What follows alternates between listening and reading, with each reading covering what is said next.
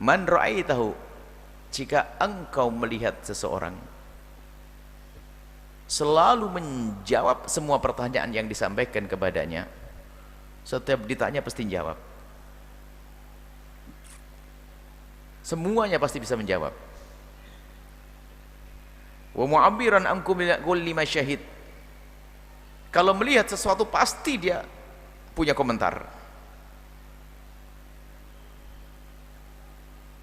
Atau dzakiran, menyebutkan semua yang ia ketahui, maka ketahuilah dengan 3 sifat yang terkumpul kepada orang tersebut, istadil,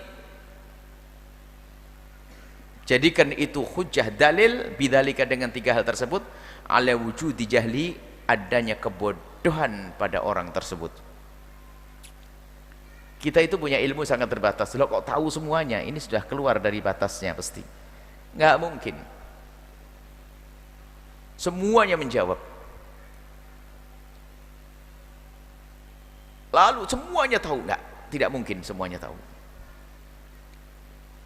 Jadi harus ada batasannya. Ini adalah batasan untuk kita agar kita tidak merasa tahu semuanya. Sehingga ada suatu ketika seseorang harus berkata, saya tidak tahu, biarpun itu di bagiannya. Mungkin seorang mebler, mungkin dia suatu ketika mentok dengan sebuah ukiran tertentu atau model benda tertentu, harus ada saat dia tidak tahu. Ini urusan-urusan yang terlihat oleh mata, apalagi urusan ilmu.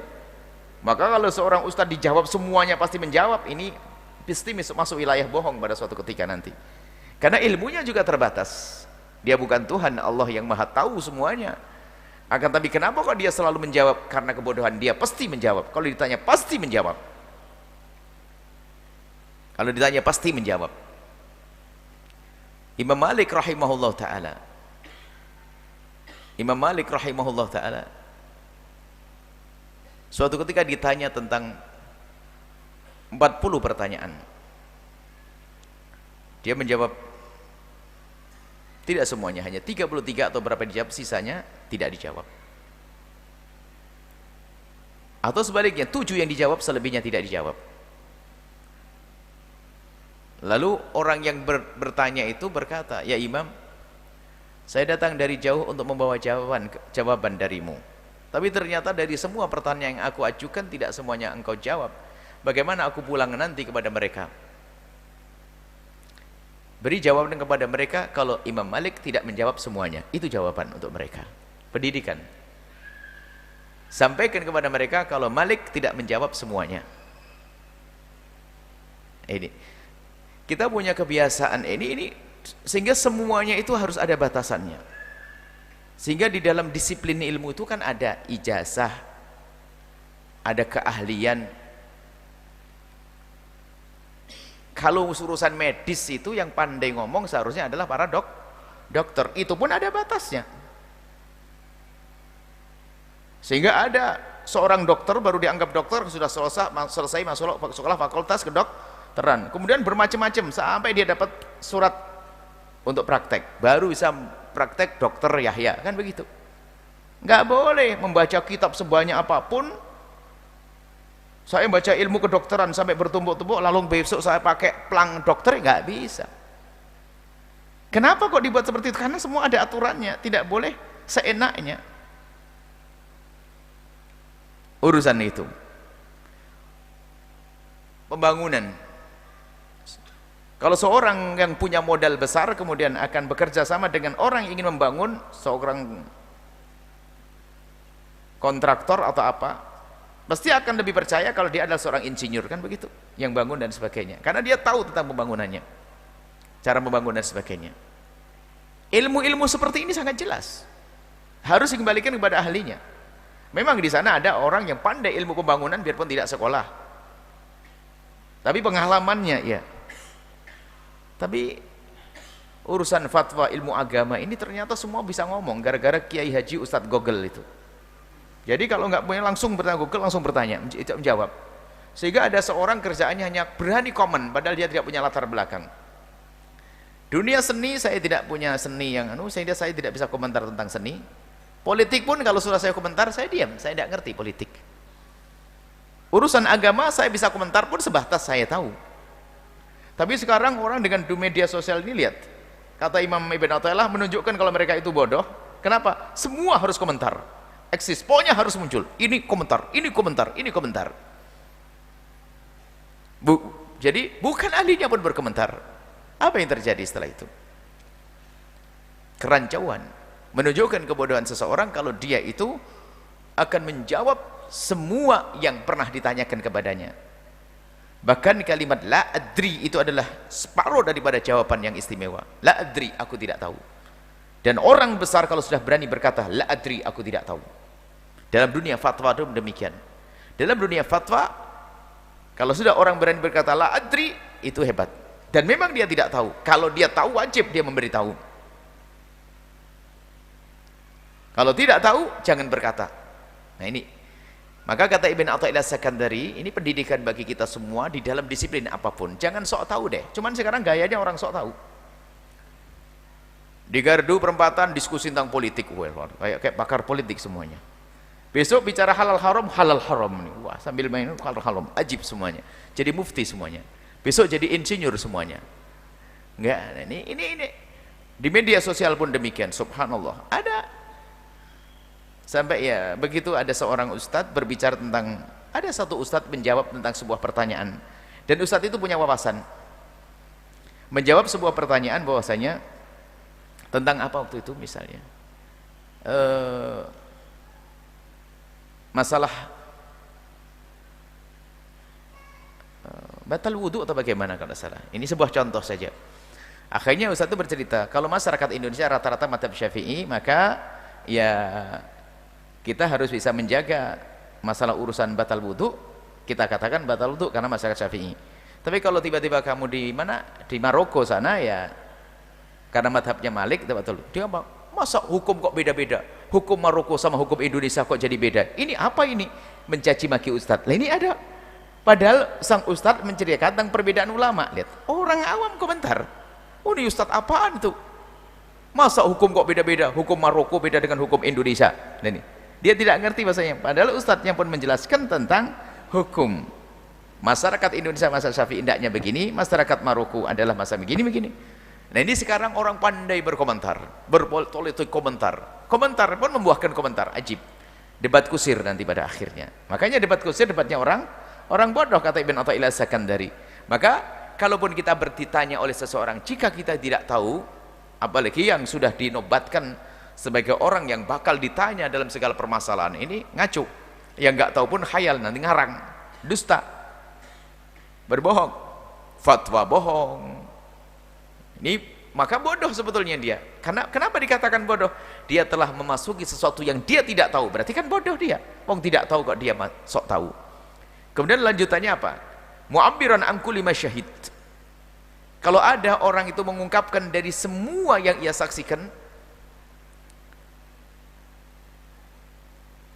mengungkapkan semua yang ia saksikan, celah, cacat bagi dia. Dalam interaksi dengan sesama manusia, kita bertemu dengan bermacam-macam model manusia. Mungkin Anda sebagai seseorang yang ditokohkan, atau mungkin seorang ustadz, atau mungkin seorang pakar psikologi dan sebagainya. Akhirnya ada orang datang kepada Anda, dia memaparkan tentang urusan pribadinya. Coba, karena kita tidak punya ilmu, kemudian kita sebarkan ke orang lain, atau kita melihat aibnya seseorang atau kekurangan seseorang. Makanya menjadi bodoh kalau orang itu berkomentar semua yang dilihat. Komentar dong. Dan unik. Jadi dia akan keluar daripada tujuannya, komentar dong. Kalau tidak komentar gak enak. Bilang ke Indonesia, dasar Indonesia. Jadi ke Arab, dasar negeri Arab. Jalannya begini. Indonesia jalan-jalan. Semua jadi jalan. Indonesia, dasar Indonesia macet. Ada, kita pernah berjalan dengan seseorang naik kendaraan, itu marah terus. Ini apa mah tidak peraturan Indonesia nggak rapi dan sebagainya. Ke negeri lain juga ramai juga gitu. Karena biasa gaya komentar dia. Ngelihat orang nyebrang ini nggak pakai aturan, ribut dok dia. Kayak hidupnya untuk ngurusi yang begitu. Padahal dia polisi juga bukan. Nah, ini ada komentar kok. Ngapain begitu tuh?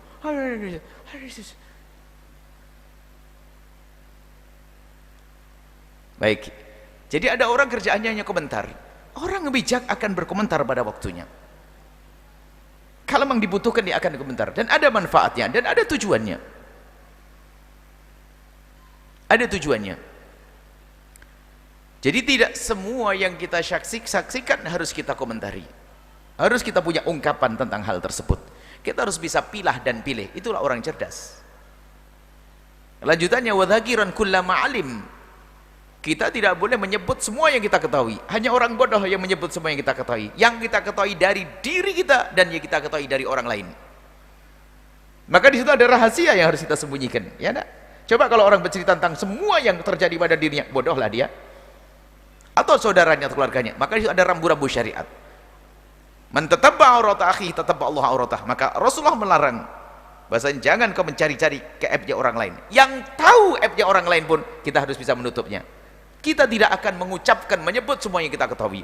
Maka kalau kita menyebut semua yang kita ketahui, maka jadi bodoh kita. Ada, kita terlanjur tahu aibnya seseorang, beban bagi kita. Kita berdoa, kita tutup dia. Maka alangkah bodohnya orang yang jika melihat sesuatu langsung disebut. Kadang sesuatu itu ada pada dirinya sendiri.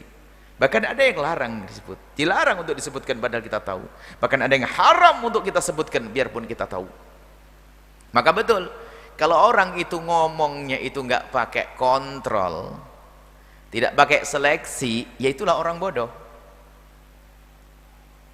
Cerdas tidak jaminan orang itu selamat. Kadang terburu-buru, cerdas pandai berkomentar.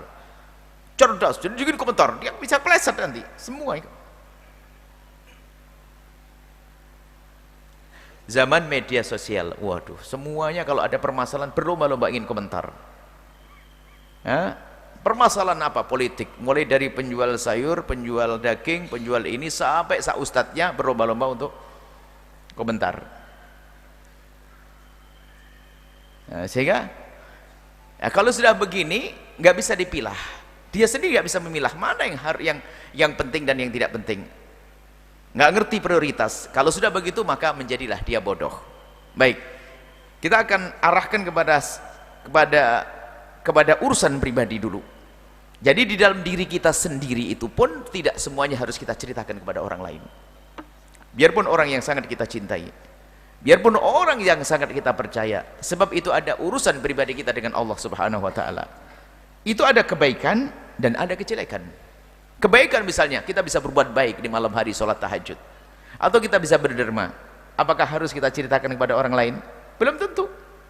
Boleh kita ceritakan, wa amma bi ni'mati rabbika fahaddits. Kita boleh menceritakan, jika memang kita kuat tidak masuk wilayah riya dan sombong, kemudian untuk memberitahu yang lain agar mereka niru kita. Ini perlu pemikiran, perlu jihad. Berbuat baik di malam hari tidak harus ceritakan di siang harinya. Dia tahu aku sholat malam semalam, apakah harus ceritakan? Masuk wilayah riya nanti. Boleh kita menceritakan untuk tujuan mengajari seseorang, boleh. Ini kebaikan. Jadi kebaikan sendiri pun tidak semua harus diceritakan ke orang. Apalagi kejelekan. Kejelekan diceritakan ke orang, maka bodohlah dia. Sehingga kata Nabi, kullu ummati mu'afa. Umatku ini aman-aman saja. Diampuni oleh Allah, selamat illal mujahirun. Kecuali mereka yang terang-terangan dalam maksiat. Duh, siapa mujahirun dalam riwayat berzina? Ada orang berzina di tengah malam, di kegelapan malam, gak ada yang tahu, esok harinya dia cerita ke orang. Bodohlah dia. Dirinya, apalagi orang lain, dirinya sendiri, gak boleh dia bercerita urusan dosanya kepada Allah. Cukup mengadu kepada Allah, menangis, selesai. Bahkan mungkin sudah ditutup oleh Allah, dia membongkar. Bodohlah dia. Allah itu sitir, maha menutup. Kenapa kita buka aib kita? Dan jangan buka aibnya orang lain, hati-hati. Pertama dari diri kita sendiri. Jadi dari kita itu, di kita ada dua, kebaikan dan kejelekan. Kebaikan pun juga tidak boleh semuanya kita ceritakan. Di saat kita hendak menceritakan, harus waspada. Dalam irama apa kita menceritakan kebaikan kita? Kalau untuk beri contoh anak-anak kita, dan kita yakin tidak masuk dan tidak terjerumus dalam wilayah riya, maka boleh kita bercerita. Bahkan bersedekah pun yang ditampakkan di depan orang demi mendidik orang agar mengikuti, pahalanya bisa berlipat ganda. Tapi dengan catatan kita harus aman dari wilayah riya. Ini kebaikan, tidak semua harus kita sampaikan, tidak harus kita sebut. Kebaikan, kebatilan, keburukan pun juga harus waspada kita. Maka hanya orang bodoh, kata Imam Ibn Athaillah, hanya yang bodoh saja yang tidak bisa memilah dan memilih yang ada pada dirinya. Ini dirinya. Kadang berumah tangga, seorang istri itu kalau sudah ketemu seorang istri yang tidak tahu, tidak punya adab, tidak pernah belajar, ini setiap ke kantor cerita tentang suaminya, dok, habis tuh. Tadi pagi-pagi sudah gini, suaminya tuh. Ada seorang suami cerita tentang istrinya.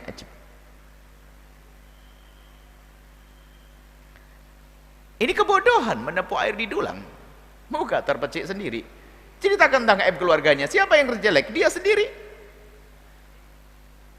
Nah, ini ada model-model. Ini kata Ibn Athaillah, ini mengajari kita cerdas. Jadi orang cerdas, mana yang harus kita ceritakan? Curhat. Ada orang mukanya muka curhat. Ya enggak? Kalau kelihatan dia curhat apa lagi, dia pasti ngerti dia. Mukanya muka curhat. Kalau tidak curhat bukan dia lagi. Itu orang bodoh. Kalau tidak curhat bukan dia lagi. Jadi sudah di rumah siapa? Sampai temannya sudah sumpah kayak tidak mendengar. Iya. Terus sumpah. Karena orang bodoh dia. Kalau memang dia harus bercerita kepada seseorang pun harus dia menimbang permasalahan yang akan dibicarakan satu, dengan siapa dia akan berbicara. Yang kedua, orang bodoh akan cerita kepada siapapun yang ditemuinya. Lihat, wanita bodoh, laki-laki bodoh. Permasalahan keluarga, pribadi dalam rumah tangganya diobral. Lihat, kata Ibn Athaillah Sakandari, ala wujudi jahli, karena ada kebodohan dalam dirinya. Maka perlu kita bisa memilah dan memilih mana yang harus kita sampaikan. Tentunya harus ada tujuan di saat kita menyampaikan. Jika itu ada urusan dengan kejelekan pribadi kita, mungkin ada orang yang ingin bertobat, dia tidak punya ilmu, saya pernah mencuri, saya pernah begini, saya pernah berzina, saya ini, enggak, bukan untuk irama bercinta kepada seseorang, dia ingin cari solusi. Oke. Tapi kalau si bodoh bercerita tentang dosa masa lalunya, apa yang tertinggal setelah itu? Yang tertinggal adalah prasangka buruk bangsa manusia kepada dia. Biarpun dia sudah tobat, sudah baik, lihat, manusia kan hanya bisa, manusia itu mudah melihat aibnya orang, susah melihat aibnya dirinya sendiri. Allah Maha Pengampun, tapi seorang hamba belum tentu mudah memaafkan. Allah Maha Pengampun, sebesar apapun dosa seorang hamba, kalau menghadap kepada Allah selesai. At-taibu minadz dzambi kaman la dzambalah. Nabi bersabda seperti itu, benar, seperti tidak dosa, enggak dianggap lagi. Mati di alam barzah gak diseksa, di padang mahsyar selamat, masuk surga. Coba kalau kita, kalau orang punya kejelekan, ya gitu, saya maafin, tapi masih ada. Ya maafin, tapi ya sudahlah, jangan di sini deh. Gitu. Kita masih marah. Mungkin seorang itu pemabuk atau bezina, lihat, kita melihat seorang bezina, mungkin kita maafkan, bahasa menutup aib. Akan tapi bisakah kita memuliakan dia, menghargai dia? Berat. Karena zina. Iya. Naudzubillah. Itu manusia. Maka dari itu ada orang cerdas adalah tidak akan menceritakan semua yang terjadi kepada dirinya. Dia harus bisa memilah dan memilih. Dan kecerdasan dibangun dengan ilmu. Makanya yang nggak pernah ngaji bisa salah. Aibnya diceritakan kepada orang. Pernah yang kami ceritakan seorang wanita yang bodoh, super bodoh dia. Dalam berumah tangga dia baik-baik. Ada kejadian yang sesungguhnya. Dan semoga hari ini pun sudah beres urusannya. Saya tidak tahu. Ada seorang wanita, ini sebuah contoh. Seorang wanita menikah dengan seorang laki-laki. Laki-laki itu baik betul. Dan suasana indah 6 bulan. Atau hampir 8 bulan, hampir 1 tahun. Suasana kebahagiaan luar biasa. Istrinya penuh dengan pengabdian. Sang suami pun sangat menghargai dan menyayanginya. Rupanya sang istri ini karena jarang ngaji, karena baiknya sang suami tersanjung, dia nggak mampu dengan sanjungan tersebut, sehingga tiba-tiba dia menangis di pangkuan sang suami dan berkata, abang, aku merasa berdosa selama ini dengan abang. Kenapa, Dek? Abang teramat baik kepadaku. Sang suami pun berkata, kamu juga baik kok, kamu anak orang yang soleha, rajin sholat malam dan sebagainya. Enggak bang, aku merasa berdosa, ada yang ganjil dalam hati saya. Memang kenapa? Tapi abang bisa nerima saya kan? Lah, kan kamu istriku, apa sih bukan nerima saya? Iya bang, benar bang, saya merasa bersalah. Ada unek-unek kalau ini kayak masih ganjil terus di hati saya. Suaminya berkata, ada apa? Kamu baik, kamu soleha, enggak ada masalah. Masih nangis dan saya tetap belum puas, bayang hati saya tetap ganjil. Akhirnya sang suami berkata, bang ada apa sih, Dek? Tahu-tahu cerita, bang, abang teramat baik dengan saya, Masya Allah. Saya merasa berdosa kalau saya tidak sampaikan kepada abang. Saya merasa berkhianat terus. Apa sih dek? Cerita dulu waktu saya SMA kelas 2, saya punya kawan dekat, seorang pacar. Hingga akhirnya, kenapa? Saya melakukan sesuatu yang tidak pantas, masuk dalam zina.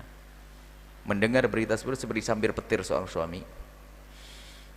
Menangis sang suami dan dipeluk itu sang istri, karena dia sangat mencintai sang istri, dipeluk sang istri dan pelukan dengan tangis. Setelah dipeluk seperti itu, dilepas, sang suami berkata, sampai di sini saja kisah kita. Nggak kuat dia. Bukan suami yang salah, karena bodohnya seorang perempuan yang tidak pernah ngaji. Mestinya tidak perlu bercerita kepada suaminya. Kenapa dia bercerita? Karena bodoh. Makanya cerita ini sering kami hadirkan. Semua yang punya masa lalu yang buruk jangan ceritakan kepada siapapun dari bangsa manusia. Manusia hanya bisa menilai dengan jelek kalau belum tertata hatinya. Makanya ditinggalkan perempuan tersebut, padahal sudah 9 bulan dalam keadaan bahagia, karena bodohnya seorang perempuan. Ya ini tadi kata Imam Ibn Athaillah, semua disebutkan. Nggak bisa memilah dan memilih, nggak pernah mengaji, nggak pernah belajar. Dosa masa lalu biarkan urusan dengan Allah. Allah Maha Pengampun. Jangan ceritakan kepada siapapun dari bangsa manusia. Tidak paman, tidak si bibi, tidak ponakan, tidak. Urusan dengan Allah. Selesai, yang lalu biar berlalu. Kita membuka lembaran baru. Allah Maha Pengampun. Nah, ini contoh sebuah kebodohan. Ya, maka dari itu ada orang yang bercerita semua yang ia ketahui, yang ada dalam dirinya diceritakan. Akhirnya apa? Orang yang dikirakan yang pun memandang negatif kepada dia, tidak bisa memandang baik kepada orang tersebut. Ini sebuah contoh saja. Artinya, wahai para hamba-hamba Allah, pandai-pandailah kita memilah dan memilih. Kalau kita ingin bercerita urusan pribadi, iya, urusan keluarga. Kadang gelas pecah di rumah kedengaran satu kampung. Ada seorang istri kalau cerita tentang suaminya habis mulai awal sampai akhir, mulai dari di kantor pagi sampai sore suaminya dok. Suami saya pagi-pagi sudah mari kopi. Siang belum ini. Itu nanti sudah ngomong, sudah mau pulang itu. Dasar perempuan kotor, mau pulang. Ini sampai di rumah ketemu lagi. Ajib perempuan begitu. Ada laki-laki juga begitu. Naudzubillah. Ngapain diceritakan ke orang lain? Bukankah dia sendiri yang rendah sebetulnya? Dan tidak ada baiknya. Maka pandai-pandailah kita memilah mana yang harus kita ceritakan dan mana yang tidak boleh kita ceritakan. Dan kita tidak akan bercerita kecuali ada masalah yang besar yang akan kita dapat. Baik, ada 3. Jangan menjawab semua pertanyaan. Apapun urusan jalan, kalau tidak tahu bilang tidak tahu. Pak, jalan ke mana? Itu ya salah, jerumuskan orang, kan begitu. Urusan apa-apa, jangan menjawab semua pertanyaan kecuali memang yakin tahu baru menjawab. Kemudian jangan berkomentar kepada semua yang Anda saksikan. Anda akan terjerumus. Biarpun Anda ahlinya pun belum tentu Anda harus berkomentar saat itu. Ada waktu berkomentar yang tepat. Kapan itu? Di saat komentar dibutuhkan. Kalau komentar belum dibutuhkan Anda berkomentar, bisa saja komentar Anda sama dengan komentar sampah yang lainnya. Biarpun Anda ahlinya, Anda bisa memilah. Makanya orang cerdas memilah dan memilih itu. Yang terakhir adalah Anda tidak perlu menyebutkan semua yang Anda ketahui, tapi harus Anda pilih dan pilih. Mana yang harus aku sebutkan kepada orang lain, mana yang boleh aku ceritakan, mana yang tidak boleh aku ceritakan. Kalau sudah seperti itu, kalau dia bisa memilah dan memilih, maka hilanglah kebodohan, menjadilah dia orang cerdas. Tapi kalau orang menjawab semua yang ditanyakan, berkomentar terhadap semua yang disaksikan, menceritakan semua yang diketahui, maka ketahuilah ini adalah bentuk kebodohan. Termasuk ustadz pinter itu menjadi tidak pinter. Dalam kaidah mengajar, ustadz itu mengajarkan murid semua yang dibutuhkan oleh murid, bukan semua yang diketahui. Kalau semua yang diketahui, jadi ustadz bodoh. Contoh di majelis umum begini saya ngajar ilmu mantek, balaghah, kita bab Alfiyah bin Malik, bab ini. Orang, ya, yang bodoh siapa? Ustadznya. Jadi tidak semua yang saya ketahui saya sampaikan di sini, kan begitu. Ini saja untuk koreksi bagi kita semuanya ya. Di rumah kita, di keluarga kita, jangan banyak cerita ke orang, jangan gampang curhat, jangan banyak cerita kepada siapapun, dan jangan banyak komentar. Sekarang zamannya zaman komentar, takut Anda tersudut. Dan semua kullu kalamin min Adam alaihi, semua kalimat yang sudah kita ungkapkan dan yang kita tulis di WA atau di komentar YouTube itu ada catatannya di hadapan Allah Subhanahu wa taala. Kalau salah, hukuman di hadapan Allah. Hati-hati. Takutlah kepada Allah Subhanahu wa taala. Wallahu a'lam bissawab.